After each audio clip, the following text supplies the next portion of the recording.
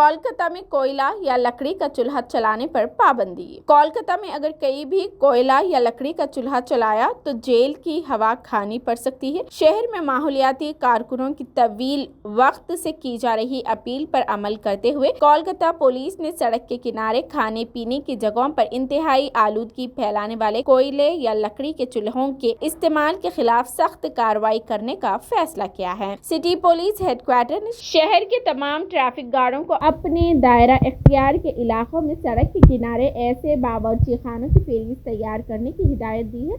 Traffic guards उसे city police headquarter भेजेंगे, जो बिलाखिर ट्रैफिक गार्ड्स की तरफ से भेजी गई इनफरादी रिपोर्ट्स को मरतब करेगा और हतमी report national green tribunal (NGT) को भेजेगा।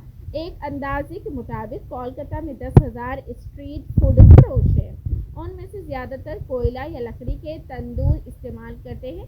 उससे खारिज होने वाली आलूदगी वाली गैस खतरनाक होती है। तकरीबन 10 साल कबल स्ट्रीट फूड फरोशों के मालिकान में इलेक्ट्रिक ओवन की तकसीम का अमल शुरू किया गया था।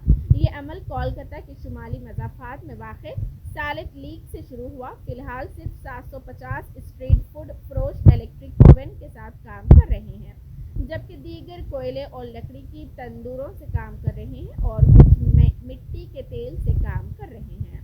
माहौलियाती कारकुनों ने बताया कि सिटी पुलिस को सिर्फ NGT में रिपोर्ट तैयार करने और दर्ज करने तक ही महदूद नहीं रहना चाहिए, बल्कि अवामी मकामात पर हद से ज़्यादा आलूदगी फैलाने वाले तंदूरों के खिलाफ भी कार्रवाई करनी चाहिए।